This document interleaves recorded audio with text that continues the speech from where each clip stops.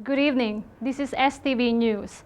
Chief Cabinet Secretary Katsunobu Kato said at the press conference on the 5th that the draft Coast Guard law that would allow the China Coast Guard to use weapons on illegally active foreign fishing boats was announced.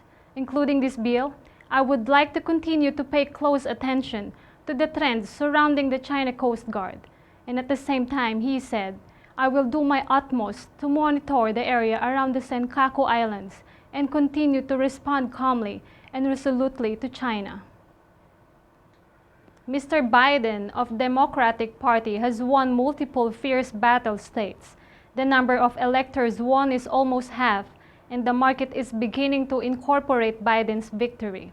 However, as a Republican, Trump has complained that the election was injustice and that he is willing to fight legally. There will be twists and turns over the result in the future. It seems likely if a political gap arises, risk aversion will become stronger, and it is safe to say that the dollar. Chief Cabinet Secretary Katsunobu Kato said at the press conference that he was extremely disappointed that the United States had withdrawn from the Paris Agreement, an international framework for combating global warming. On the other hand, he pointed out that the United States is also making efforts using advanced technology in the environmental field and said, I would like to actively work on climate change issues in cooperation with the United States. Former finance bureaucrat Daisuke Nishino announced at the press conference in Kumamoto City on the 5th that he would run for Kumamoto's 2nd District in the next House of Representatives election.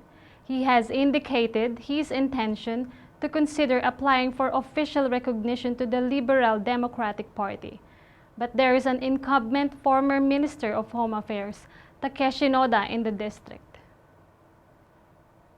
The House of Representatives Steering Committee decided to discuss the new coronavirus vaccination-related bill at the plenary session on the 10th, with Prime Minister Yoshihide Suga attending to explain the purpose and ask questions.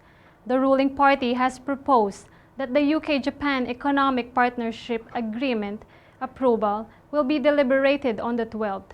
The opposition brought it home.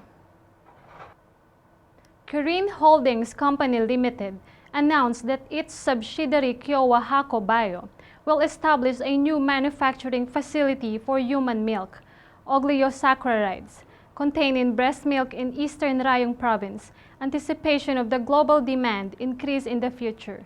Plans to start operation in prospect a 22-year summer in Thailand KYOWA Biotechnologies factory. Annual production capacity is about 300 tons.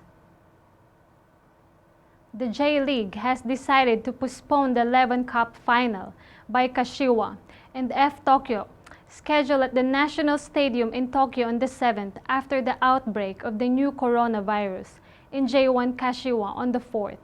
In KYOWA, 3 people, including Nelshino, were tested positive by the 3rd.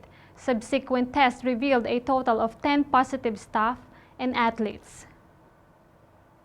And that's all for today. See you tomorrow for another news update.